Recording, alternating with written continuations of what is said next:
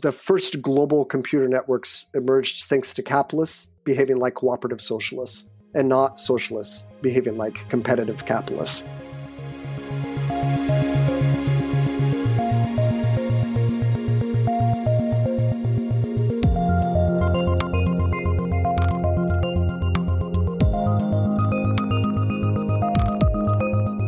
Hello and welcome to Tech Won't Save Us. I'm your host, Marx. And in this final episode of this month's history series, my guest is Benjamin Peters. Ben is the Hazel Rogers Associate Professor of Media Studies at the University of Tulsa and affiliated faculty at Yale Law School. He's the editor of Digital Keywords and the co-editor of Your Computer is on Fire. And you might remember that I spoke to Mar Hicks about their contribution to that a couple months ago. And he's also the author of How Not to Network a Nation, The Uneasy History of the Soviet Internet. And that's mainly what we'll be discussing today. We have a really great conversation about the proposals for national computer networks in the Soviet Union, why they were never built, and what kind of obstacles they faced. You know, it's easy to look back at the history and just say like, oh, the United States, built the internet. So, the capitalist mode of innovation is superior to, what was happening in the Soviet Union. But that really misses a lot of the kind of nuance and intricacies of what was actually going on and how structural barriers in the Soviet Union stopped a national computer network designed for economic planning and to improve the planned economy, even while the state was undertaking a number of other major innovations with regard to space and weaponry while rapidly industrializing. Ben makes a really interesting point that I think kind of relates back to my conversation with Margaret O'Mara, that in the case of the Soviet Union, it was kind of the rivalries between the different ministers and ministries that kept these networking projects from moving forward, from being implemented. Whereas in the United States, where you would expect kind of capitalist competition, because that is kind of the narrative, the way that innovation took place during this period was actually the state coming in and funding a lot of different projects so this innovation could occur and didn't have the kind of constraints that the researchers, at least in the case of these network projects, faced in the Soviet Union. So I think this is a really interesting conversation. I think it's a great one to kind of end this month of discussions.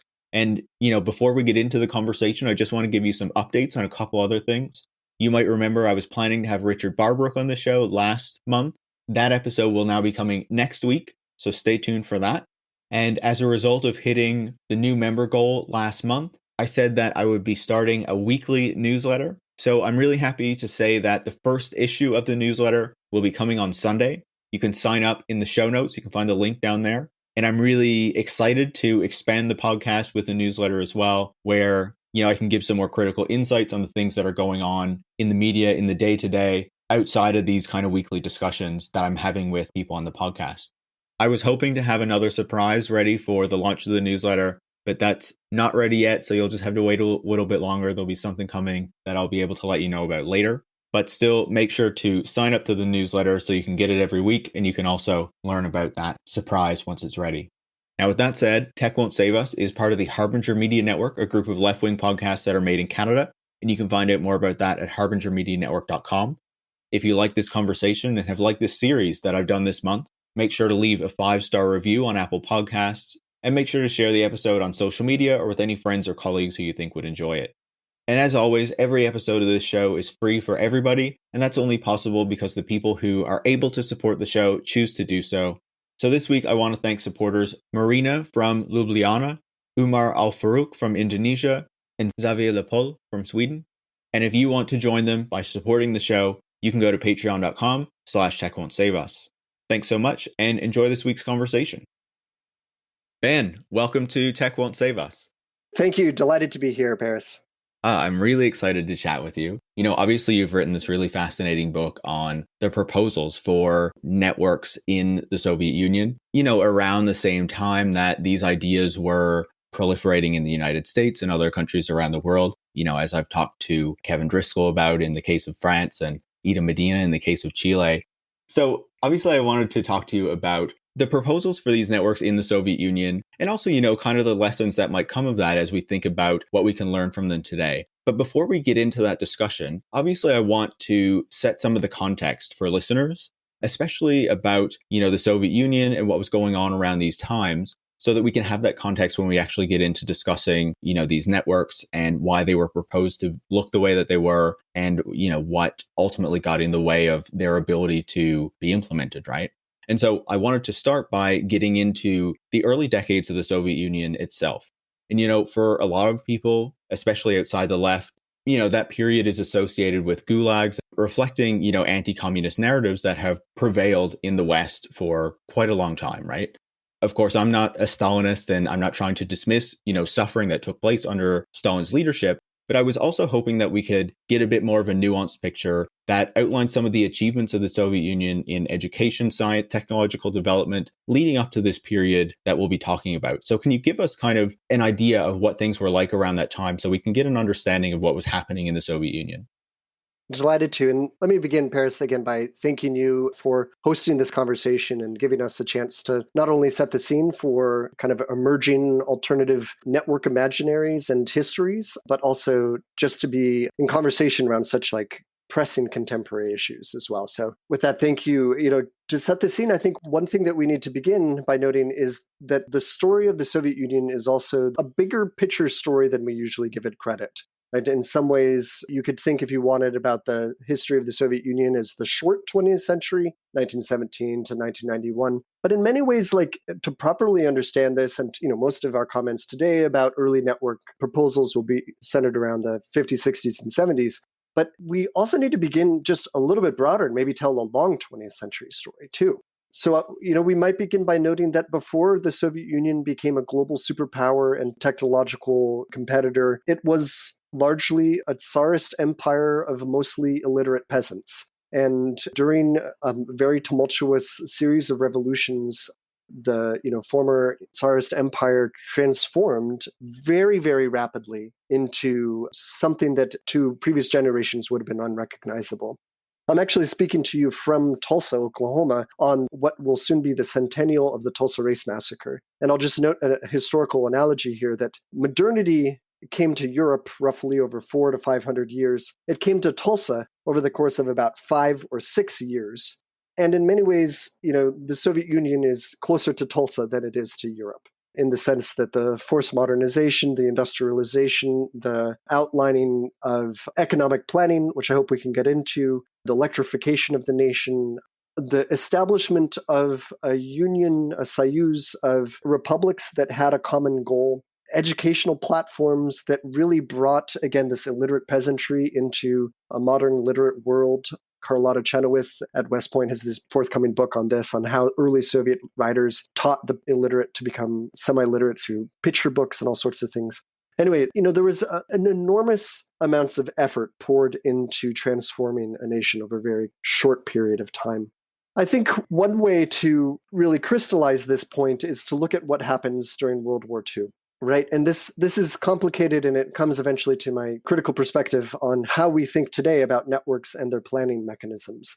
But in many ways, like, the frame for a planned economy, before it emerges natively in the Soviet Union and before it merges something that we might explore around something called economic cybernetics, it really only exists as kind of a forced military exercise, which is not particularly a good way to be designing sustainable economies. But if you think about like the periods under Lenin and Stalin, the economy, it's military driven, it's command and control, and there's a lot of growth that happens. There's a lot of pain and suffering as well, because the state is in a crisis exigency mode. And I think that is the backdrop for what becomes a very different story that I tried to tell in How Not to Network a Nation, where like early networks emerge trying to find an alternative to what was initially like a German military economy model. But it's worth noting, just to hit upon some of the points that you made, that within 2 generations, 95% or more of the population is literate. Moscow in many ways becomes a kind of net exporter of pedagogical materials. And I think we often forget how genuinely international and multilingual the Soviet Union was, reaching over 17 republics and dozens of major languages, and trying to build educational cultures and cultures that emphasized mental excellence in ways that I think is still captured in legacies of chess, ballet, other kind of high art activities that the Soviet Union and today former Soviet Union traditions are known for. I think the way to begin thinking about it is that the early Soviet history is one of enormous force, turmoil, change, transition. It's often driven by the state, but the state here is, as I hope to show, is ultimately a bit of an elusive figure that needs to be kind of critically rethought through. It's not a singular monolithic entity, of course, but it's actually a much more interesting story. I think that's a perfect way to set it up for us and to give us some background into the early Soviet Union and what it was actually dealing with as it tried to modernize and industrialize in a really rapid time period. And obviously, you talked about there how the Soviet Union had a planned economy. So a lot of work went into the process of crafting the 5-year plans and ensuring that the economy was able to deliver, the goods and things like that people needed. But as you explained, the planning process certainly was not perfect. There were issues in that process. So can you talk a bit about the difficulties involved in planning the Soviet economy on the local, regional, and national levels? Absolutely. You've already set it up very nicely in your question. The local, regional, and national levels diagram the 3-level pyramid structure that the state is imagining itself to be, and that, by the way, the network proposals would then graph themselves onto, which sets a very different tenor, a kind of initial contour for imagining networks than we might imagine elsewhere. So there's a lot of really, really interesting stories here to get into. And one thing that I was not expecting, let me just say this, when I initially thought to write this book, I intended to write a history of untold networks, to think about media technology and society, which it definitely does. But what I was not expecting to get into was what strikes me as like the least sexy possible topic in the world, which is Soviet bureaucracy. And it ended up being, actually for me, a totally fascinating discovery of the complex treadmill of change that the Soviet Union was undergoing bureaucratically and administratively. So it might be worth reminding our listeners and others that, the Soviet Union, again, was not monolithic, but that there's a kind of fractal experience for people on the ground. If you were a worker at a factory at the local level, your experience of the economy and of the planning would be very different than if you were a top economic planner, or perhaps in the regional level where you're a manager of those plans. So, I think the basic reminder is that a planned economy, comes with kind of quotas, orders, assumptions of certain thresholds are going to be met within certain timeframes. Those orders work their way down the line until they come to the factory level, where they're then fulfilled. And then the products are sent out and the quotas are met and rewards are distributed appropriately. So with that in mind, again, the experience was diverse and interesting. So if you were a factory worker, you might need special training to learn how to read certain types of these specialized orders. If you were a factory worker who was struggling to, make ends meet, you might get paid by your factory for the work that you did through the factory, but also have, and this became increasingly the case in the latter half of the 20th century, you might have some kind of side career where you made money under the table. Also, the on-the-ground experience of factory workers was often initially one of technological skepticism or kind of base Ludditism, a fear that technological innovations might replace them. And so there was a certain amount of resistance on the ground to some of the technological proposals that came down in the 50s and 60s. But I think it would also be worth noting that at the regional level, this was not at all simply like a case of copying and pasting, getting the orders at a mass level from on high and breaking them out into mezzanine or micro level orders and sending them out to local factories. No, a regional manager would often be engaged in complex negotiation, vertical bargaining up and down the chain of planned economies, so that there would be deliberate overestimation, deliberate underestimation, kind of managing expectations in ways that would advantage your local team, whether that's regional or local or national. And so this meant that there was a kind of complex economy of expectations that were always being negotiated. I mean, I think maybe the key point here is it really is a story about humans. It's a story about our complex social relationships and how we go about delegating demand and desire. But at the same time, it's also a story about the file systems and the technological supports that we use to craft and navigate and negotiate those desires and demands. And in this sense, it's worth remembering that for most of the forced modernization, industrialization in the teens, 20s, 30s, and 40s, this has been done entirely by paper, as it would remain. So there was no other prospect for even thinking beyond paper. Imagine running an economy at the speed of the post office. And, don't get me wrong, I take the post office to be one of the great infrastructural innovations and triumphs of the 19th, 20th, and 21st century. But just to get a sense for the time scale, there was always a sense of delay. And so that in some ways incentivized proper planning. And here I'm not complaining. I'm not saying, there's endless delays, because that, of course, is the case. But it incentivized and framed a type of complex planning thought that would then go on to be native and vital to the later Soviet story.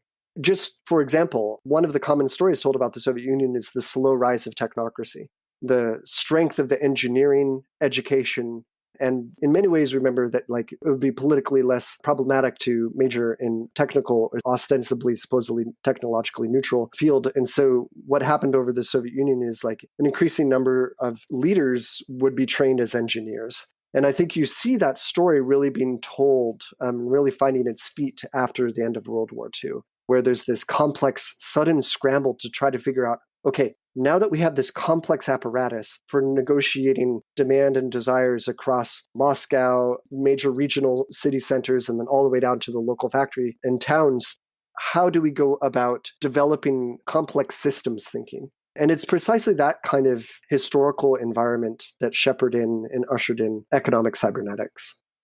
I think it's really interesting that you describe it that way, right? Because in the book, one of the things that you point out is that in the Soviet Union, having a kind of engineering background was kind of the equivalent of having a law degree in Western politics, right?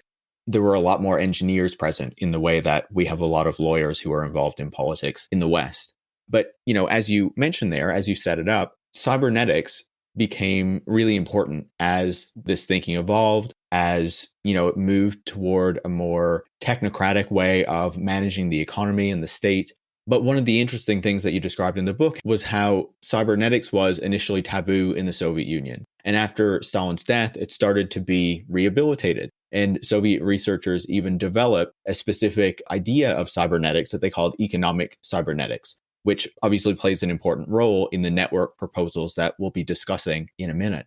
So before we get to those proposals, what was the trajectory of cybernetics in the Soviet Union? And what makes economic cybernetics unique from, I guess, the ideas that were circulating in the West around cybernetics? Just broadly, I think one interesting story here is that the story of cybernetics is better known in many places outside of the Anglophone West than it is within, which is one of the great dramatic ironies, of course, of the story of tech and its ultimately, I think, kind of Greek tragic failures, is that, there's this fascinating meta-science that takes root in Latin America, the Soviet Union, Europe, and in Asia, having a broad intellectual influence, shaping the vocabulary of how we think about systems, control, communication, information processing, signals, and others. And in some ways, that legacy is still remembered a little bit in the Anglophone West, but I think it's largely forgotten. So I really appreciate the question because it helps us think about intellectual traditions greater than any one language. So it's worth noting, as you noted, that there was, some rhetorical opposition, ideological opposition to cybernetics as another kind of tired bourgeois pseudoscience under Stalin. But, my reading, as well as that of Slavoj Gorovich, the brilliant historian of science and mathematics at MIT, upon whose work much of my book is based, I should note, he's been very important to me and many others. Let me just back up.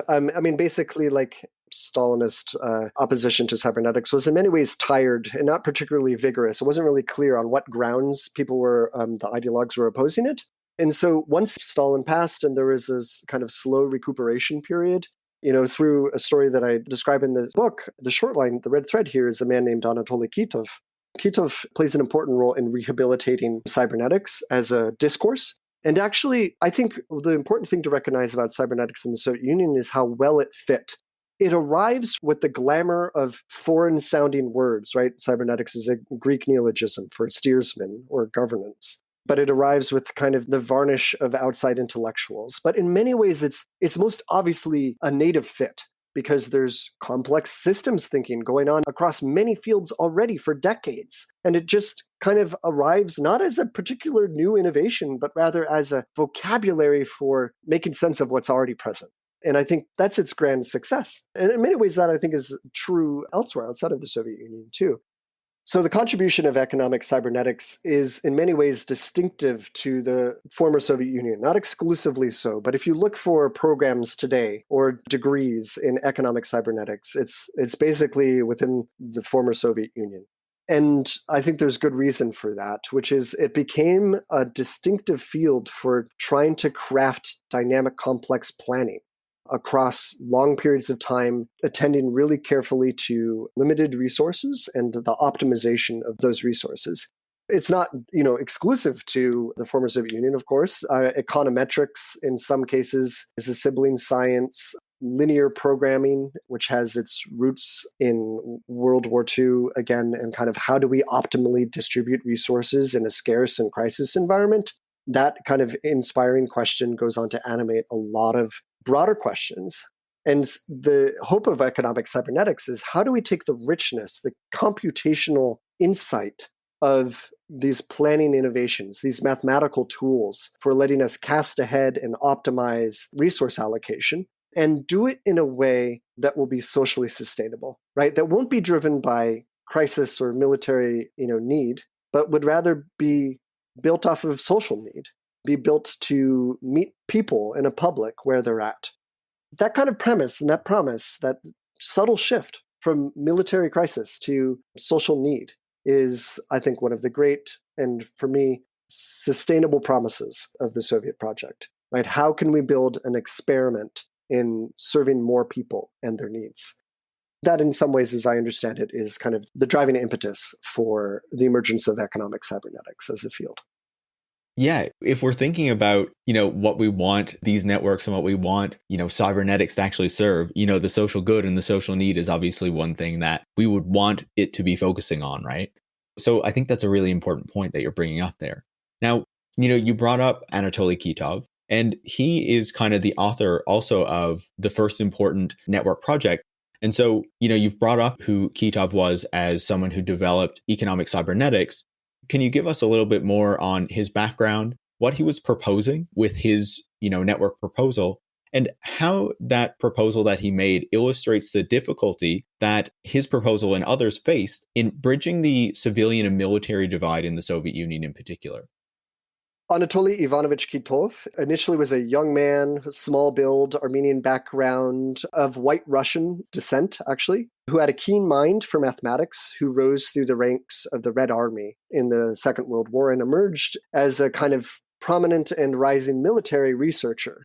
It's in 1952, he then encounters Norbert Wiener's masterwork Cybernetics in a military library, and then begins this 3-4 year process of slowly recuperating and building the political capital to reclaim cybernetics within popular discourse. So at the time, it was still under kind of verboten to praise cybernetics, but he clearly saw that there was a lot here within cybernetics that could be translated into a robust Russian language approach for developing self-governing systems, communication, and control with computers across the whole society. And so he does this, by the way, I'll note, with the help of Alexei Lapunov, who's one of the great polymathic cyberneticists of note, an intellectually Renaissance man, as well as Vladimir Sobolev, who is politically vital since he is the researcher with his hand basically on the nuclear bomb. And that gives him a lot of political capital, not with the readers and not with the scientists, but with the people who are governing the editorial decisions about whether or not to greenlight cybernetics talk. But in any case, for Kitov and others, it became a supple systems vocabulary. It was going to equip the Soviet state with a high-tech toolkit for rationalist Marxist governance. And it would also do so, by the way, as a kind of anecdote to the cult of personality that had characterized the previous chapter. So, at least this was the premise. And I think you can definitely feel the allure of kind of the promise of this technocratic dream to avoid strongmen. And I think it's worth kind of acknowledging and crediting, but also surely it's a preferable alternative to strongmen. But on this other hand, it's also one of the kind of, again, dramatic ironies and failures of the story. So in 1959, this is now like after cybernetics has been full-throated, rehabilitated, and there's now growing enthusiasm across the sciences. And one of the extraordinary things about cybernetics in the Soviet discourse is how quickly it sweeps the whole field.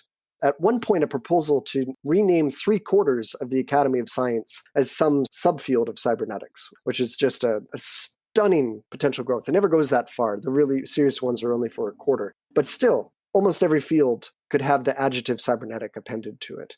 And it's in 1959 that Kitov is the director of a secret military computer research center, and he begins to turn his attention to what he called the, quote, unlimited quantities of reliable calculating processing power towards better planning the national economy. And so here he's not initially an economic cyberneticist. This has already been kind of cooking in the background for 4 years or so, but he's becoming aware of it. And as a military researcher, he's positioned to be able to see a solution. He said, well, why don't we allow civilian organizations to use the already functioning military computer complexes to do economic planning during the nighttime hours when most military men would be sleeping? And so here he thought the larger socialist project of the Soviet Union, economic planning, could harness the military's computational surplus and adjust for economic plans in real time, tweaking the plan nightly if needed. And so this initial military civilian nationals computer network he called the Economic Automated Management System. And it is, as best as I can tell, the first proposal for a public interest national computer network in the world in the fall of 1959. I can say a little bit more about this, but the premise of a kind of technocratic solution is probably obvious. I mean, if you're dealing with trying to calculate complex senses and economic needs over time, there's going to be handmade errors. A handmade error in 1959 had goofed the population prediction by several million by 1962. And so there was a will and the might and the way to try to correct and avoid such problems going forward. And he wrote all of this down in what he called his Red Book letter, appending one of his own books, and he sent it off to Nikita Khrushchev, the general secretary at the time, saying, hey, let's do this. Let's combine forces, military, civilian. Kitov sends 2 letters. The first is successful. In the first, he proposes just letting economic planners use local centers that would not be connected to solve planning problems. And that is well received. His mail goes straight through, and he's kind of heralded for it. But in the second letter that he sends, his military supervisors intercept this letter before it can reach Khrushchev, and they're incensed, basically, that he would propose sharing military researchers with civilian economic planners, resources that he also dared to describe as falling behind the times. And as a consequence, a secret military tribunal was convened to review his transgressions, and he, for the audacity of proposing that military share its resources with others, was promptly stripped of the Communist Party membership for a year and then dismissed from military leadership permanently. Kitov spent the rest of his career working in medical cybernetics. And so thus ends the first national public computer network ever proposed. But I would note that Kitov is interesting enough character that he remains, and he's basically the last coda to the Glushkov proposal that would follow after him.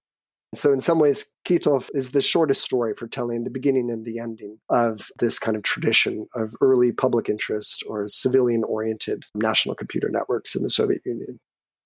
Yeah, I think that gives us a really good introduction to at least how these conversations were kind of starting in the Soviet Union and, some of the difficulties that they were already running into, right? Like what you described there is the difficulty of having a civilian network that is using military resources and how the military wanted to maintain a clear divide between the military and the civilian. And I think we'll talk a little bit about the difficulties that these proposals also faced within different bureaucratic ministries in the Soviet Union, in the Politburo itself, that we'll get to as we discuss this further. But, as you were talking about there, Kitov also goes on to work on another proposal, which kind of forms the main proposal that you discuss in the book. And obviously, there were more than just these 2 proposals, but these seem like the main ones to discuss in this interview.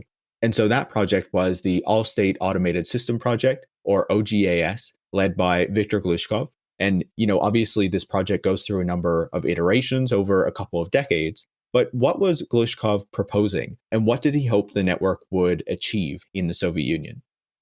So let me just note on your first comment there, one of the really interesting things here about why the military and the civilian silos feel so divided is in part because, ironically, it's a question of economic planning, right? Like many of the military triumphs of the Soviet Union, the rocketry, the nuclear power race, and others come because of well-structured, highly subsidized, direct and deliberate state funding. Whereas what often happens in the case of the civilian and public interest is that there is not the very thing that these people are calling for, which is like robust and reasonable economic planning, right? Ones that distribute resources in sustainable and maintainable ways. And so I think there's a kind of like secret irony, effectively, to the story we're telling about the military-civilian divide, which is that, in many ways, the civilian project of the Soviet Union is consistently seeking to find better ways to maintain its fundamental idea. And it's running into problems again and again and again as basically the military refuses to be socialist.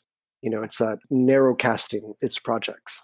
It's holding as an idol questions of national security, but doing so at the cost of national prosperity or, even sustainability. Now to the more specific story that you raised, like exactly right. So Kitov is not the founder of the proposal that Glushkov brings, but he ends up being an advisor to Glushkov.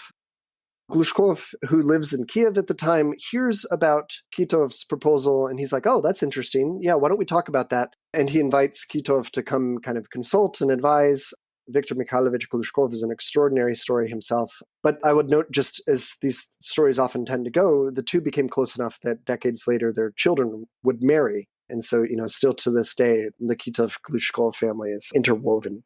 So the full title of Glushkov's plan, the All-State Automated System for the Gathering and Processing of Information for the Accounting, Planning, and Governance of the National Economy, USSR, I think tells its own story about how grandiose and ambitious it was. This all-state automated system is, for me, like the preeminent example of sustainable, plausible. I mean, I have plausibility issues with it, but it's the closest I think that the Soviets came to developing a public interest national computer network.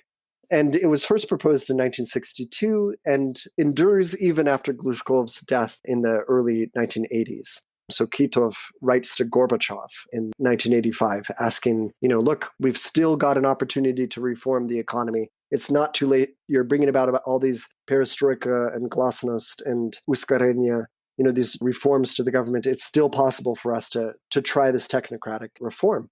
Because basically what I'm saying is that the Glushkov plan was a smart tech update to the national economy. And I think this is a very different kind of network imagination than we're used to thinking in the West. The OGAS network was to be a real-time remote access national computer network that would build on new and previous telephone wires. It was going to span the Eurasian continent, mapping itself like a nervous system on, again, that three-layer kind of pyramid that we had discussed previously, onto every factory and enterprise at the local level, but then also into the regional prominent city centers, and then all the way up into a central planning facility in Moscow. In its most ambitious vision, there would be one central computer center in Moscow, 200 mid-level computer centers in prominent cities, and as many as 20,000 computer terminals distributed throughout key production sites in the national economy. In many ways, it's a very different story than Eden Medina's, but it's similar in the sense that there's a kind of core economic planning attempt here to use computer technology to reform a national economy and to produce political viability. I have plenty of questions about the proposal itself. So one of them that I did want to focus on was the culture that formed around, I think, the group that was developing this proposal with Glushkov. You talked about a cybertonia that was kind of being created in Kiev, I believe, where they were developing this proposal. And I think that it helps to illustrate that, the Soviet Union wasn't just this really kind of repressed environment where people couldn't engage in creativity and, thinking differently than the ideas that were kind of approved by the government. So could you talk a little bit about what this cybertonia was and what it suggests about the people who were creating these ideas?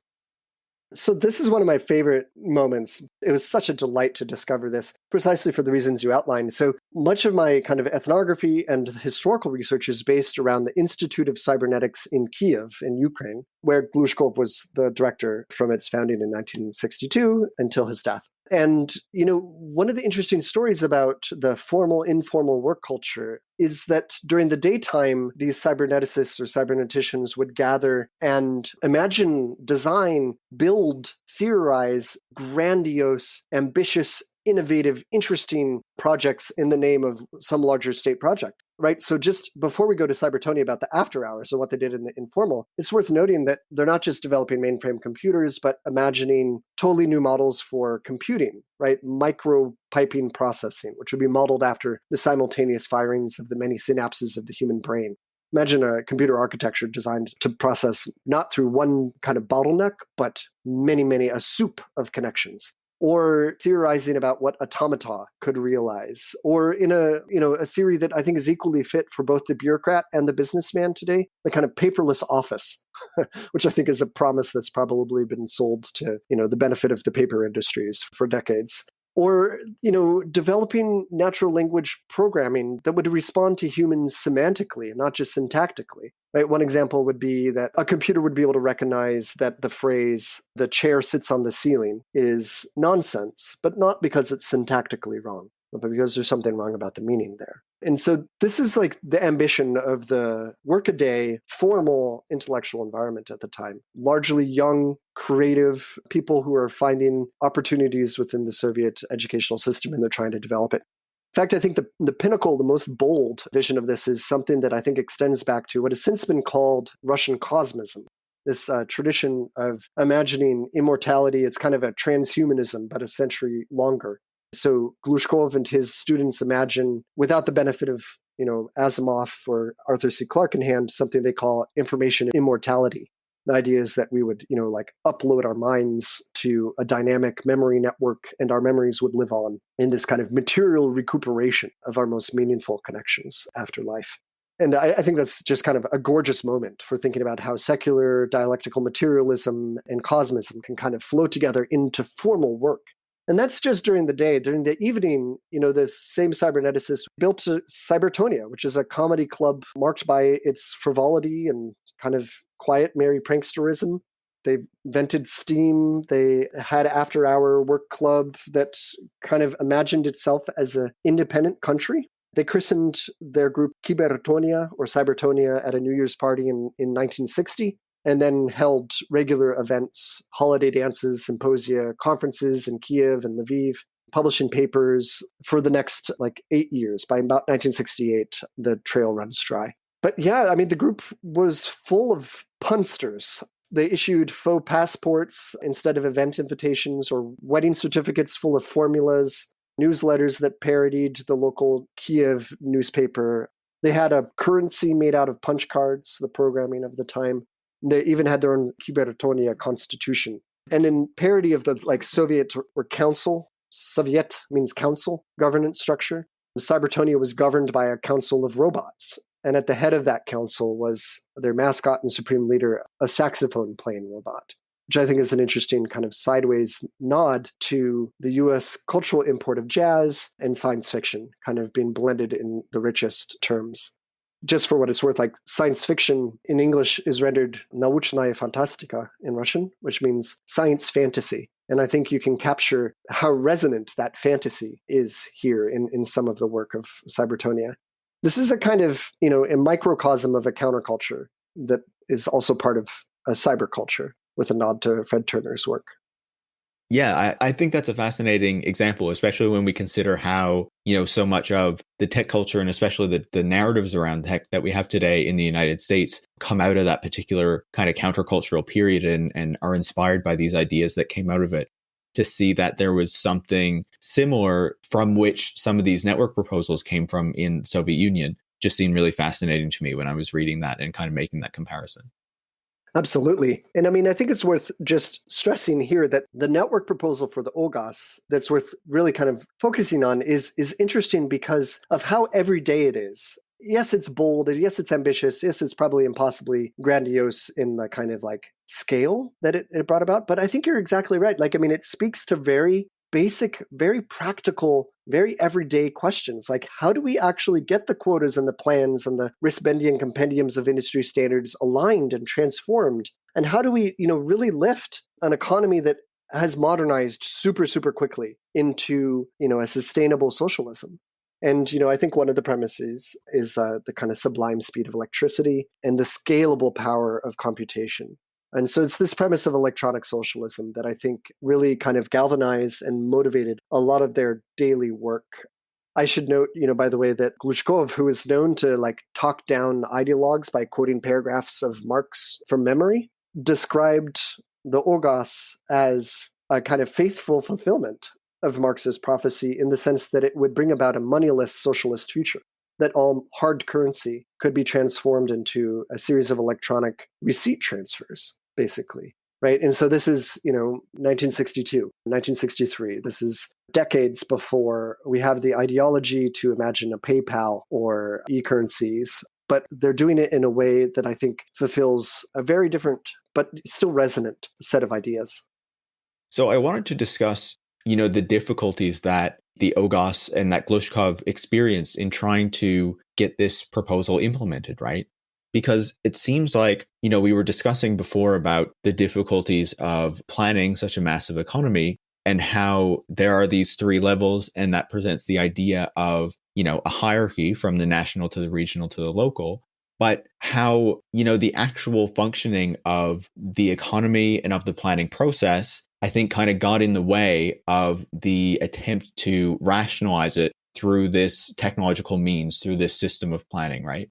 So can you discuss a little bit about how the bureaucracy of the Soviet Union and the kind of rivalries between the various agencies or ministries that existed within, the bureaucracy and the Politburo kind of got in the way of Glushkov being able to get his vision of the Ogos implemented? Absolutely. I'll tell you a story in a second about a man named Vasily Garbuzov. But first, I want to just stress what you've just outlined really nicely, which is there's an implicit kind of tension between the Ogos proposal and the state upon which it's going to work, or the practical ground. One is that the network, even though it's mapping itself onto a hierarchy, is doing so in a way that's deliberately, openly designed to be decentralized, in the sense that once you have permission from your supervisor to communicate on the network, you would be free to do so with anyone that you have permission to communicate with. So it wasn't just only top down, but there would be an opportunity for everybody at every level, at every input or output, to upload feedback for factory workers and managers and other people to sort of share complaints, to make comments, to make recommendations. And so this would become, many things. It would become a kind of automated system, not only for optimizing the balance of supply and demand and, predicting market equilibria before they happened, which is in many ways the goal of economic cybernetics, but it would also be a vast, portfolio of human worker relations.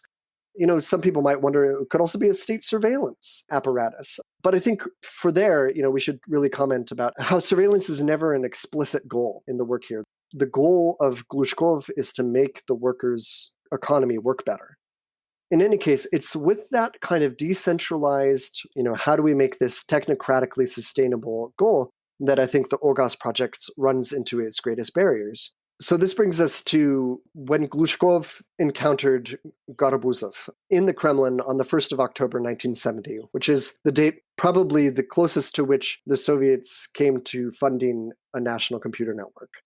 The Minister of Finance, Vasily Garabuzov, did not want an optimized, decentralized computer network governing or informing the state economy. Instead, at the Politburo, the second highest committee in the state, he called for simple computers that would simply flash lights or play music in hen houses, thus speeding egg production, such as he had seen during a recent visit to a farm in Minsk.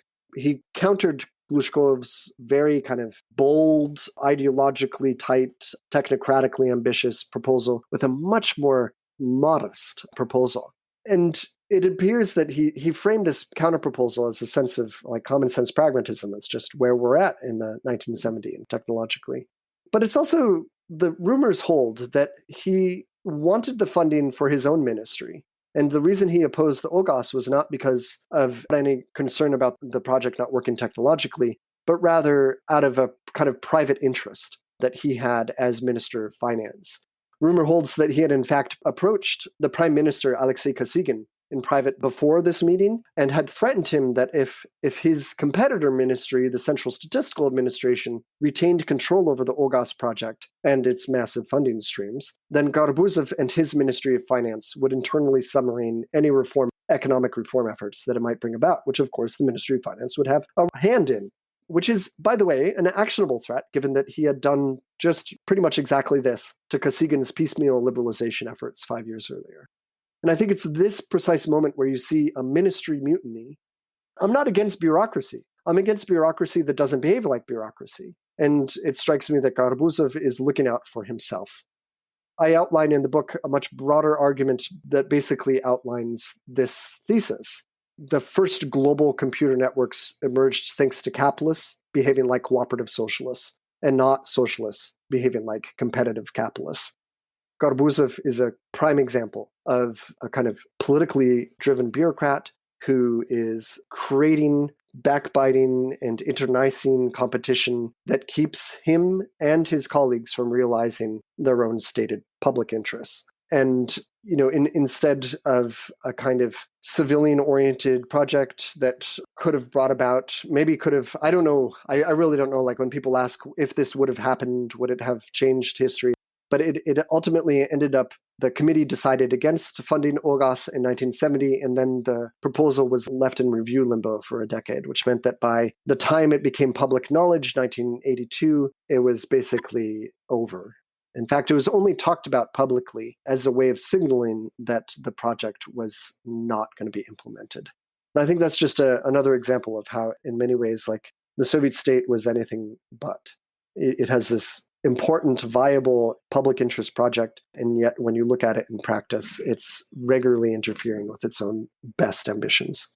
So I think what you have described there is so important, right? Because it gives us a picture of how what Glushkov was proposing, this kind of hierarchical network that would also provide, as you were saying, decentralized access to help to plan the planned economy, was maybe not reflective of, how the economy was actually working and how these relationships were working out, especially when it comes to the Politburo and kind of the interministry rivalries that were happening as these ministries sought to maintain their power over the economy and over, the pieces of the state that they were in charge of. To that point, there's a part in the chapter that you wrote for Your Computer is on Fire, where you talk about the goals that are kind of designed into these networks and how they might not always reflect the practice of the network or the reality of what is happening around them. And, I discussed this with Eden Medina last week as well, on how Stafford Beer had these certain ideas of how Project Cybersyn would work. But then obviously the government was facing a very different set of challenges as it sought to try to, survive as it faced a coup attempt and things like that. But, in the chapter, you discuss how, and I'll read a quote here, perhaps we can say that if the Soviets never agreed on how to build the OGAS network, no one has yet agreed on why the US built the internet. So the US was able to build the internet, as you said, because there was not this competition and they were just able to go ahead and do it, whereas the Soviets were disrupted in just getting the network itself off the ground. And I know this is becoming quite a large question, but I guess, what do you see in the proposal for the OGAS network in terms of what the design was planned to be and why it struggled?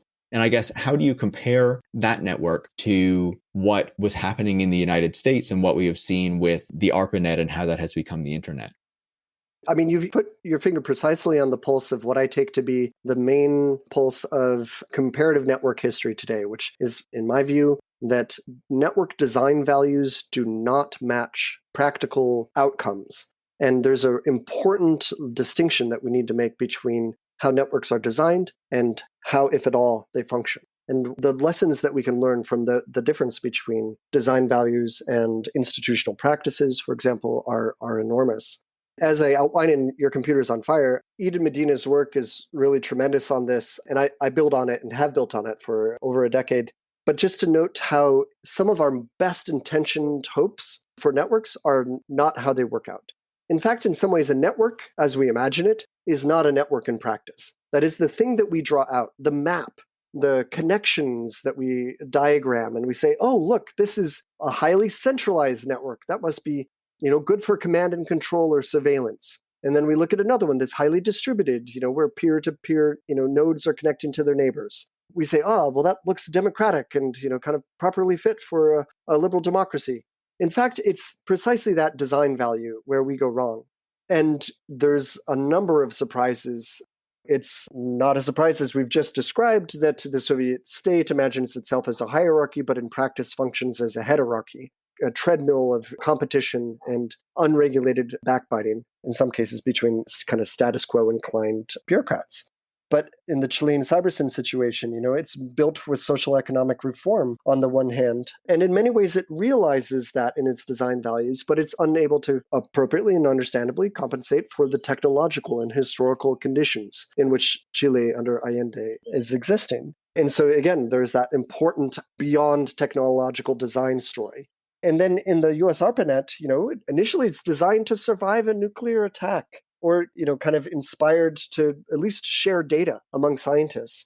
But then it becomes ambiguous and conflicting. And ARPA, the top research laboratory at the Defense Department, will take money from Congress promising that this is for national security motives, but then will turn it around and spend it on basic research. So there's this kind of Janus-faced ambiguity happening within how funding flows within the US state, too. And ultimately, I would note that, nobody was planning to create mass surveillance with these networks, and yet the very distributed peer-to-peer network that we have heralded as the bringer of democracy and commerce in the 90s and aughts has brought precisely a kind of mass surveillance today.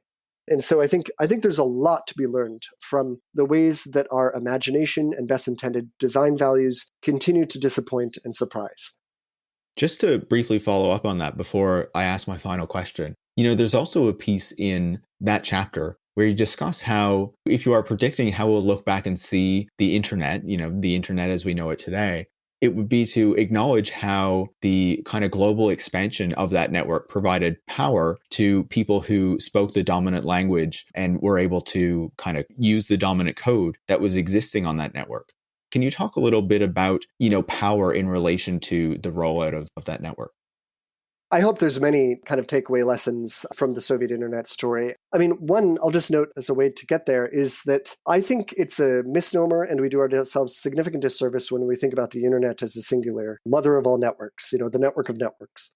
What I hope instead is suggested here is that the future of the internet is likely to resemble the past, which is to say the past is full of many different network projects clamoring for attention and funding. And it's very much the case that so will be the future. It's also the present, which is interestingly, multifaceted and fractured. There's many networks that I think we just simply do not attend to in our imagination of the network as this communal, public interested project, which I think is lovely and redeemable and wonderful. There's also just this implicit forgetfulness that there are corporate networks and private networks and all sorts of networks that have concentrated power, all under the guise of, hey, this is a tool or a technology that's built for sharing power, when in fact its main goal has been to concentrate. A second maybe lesson is to learn just to fundamentally rethink our vocabulary and our language going forward. It is evident to me after writing this book and other things, particularly after the most recent election and other things, that we simply do not have the vocabulary in Anglophone West to be able to properly imagine a robust and sustainable future if we're constantly falling into the Cold War lame divide between capitalist and socialist ideology without acknowledging that they are deeply intertwined into one another. And that in some ways, the power concentrating functions of capitalism have kept us from having a vocabulary that even lets us talk about the subject properly, is one lesson to take. I mean, what does the word privacy mean today? It's the most narrow, emaciated vision of a word that we could have. It's the individual right to protect against privations from the outside. When in fact, probably a better way of understanding it would be the concentration of private power, right? Which is in many ways a story about the parts of the Soviet Union, despite its public interest project, right? It's a story about Microsoft Cloud. It's a story about the NSA domestic surveillance program. It's a story about many, many parts of our lives. And I think that once we rewrite our vocabulary and our language, we'll see not only the present and the future, but the past that got us here in a very different light. I don't see the Soviet Union and America as ideological opposites, black hat, white hat in a duel, but instead that they're common actors on a stage that we ourselves have yet to really understand.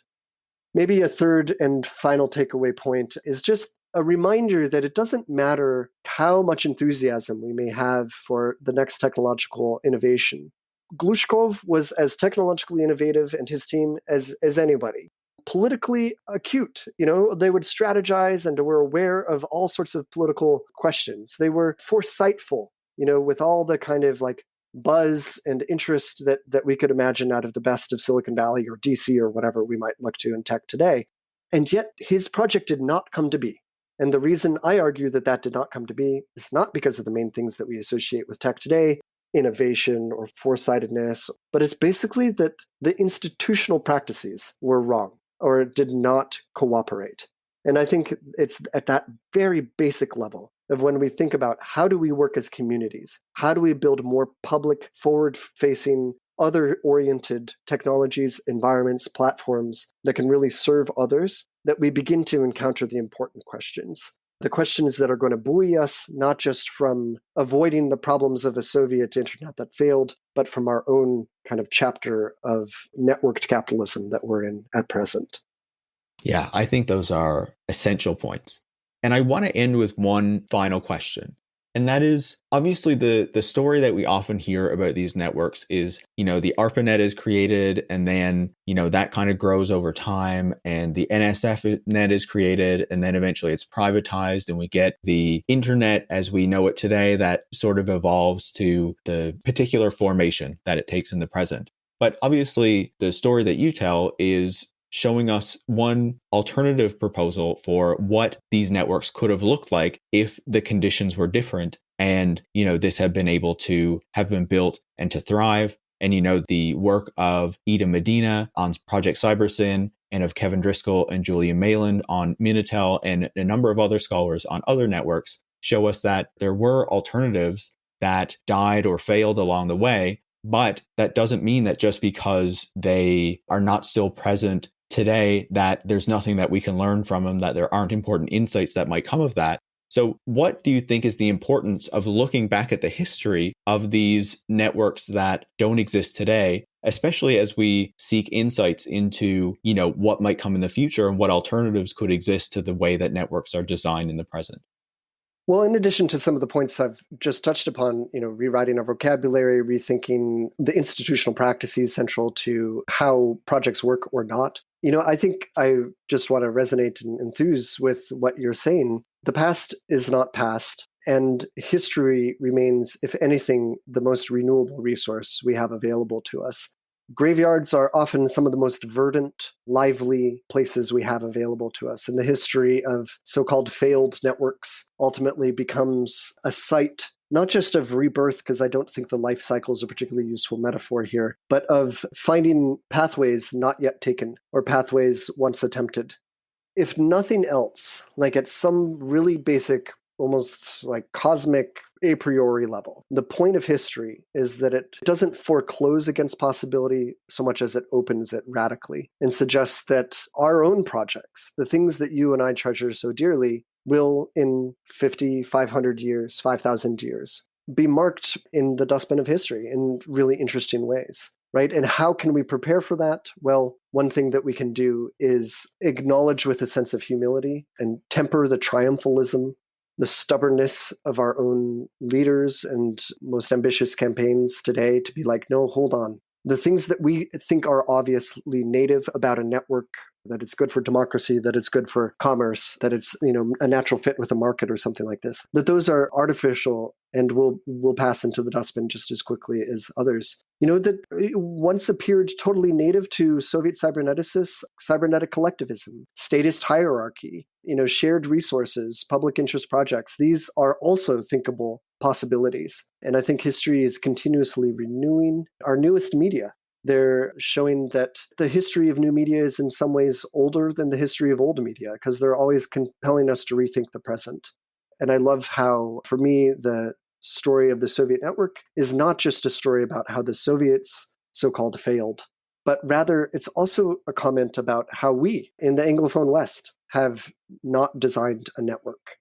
How not to network a nation is also a story about America. It's a story about how we have designed unthinkingly, unaware of a broader project, unaware of the comparative possibilities and the endlessly renewable resources of the past and the present, a kind of networked infrastructure that serves increasingly few data holders and has fundamentally failed the notion of public, right? That in English, for example, that the word public so often flips into something like publicity instead of something like a space where voices and actions can be realized is an indictment of how we have not networked our nation properly.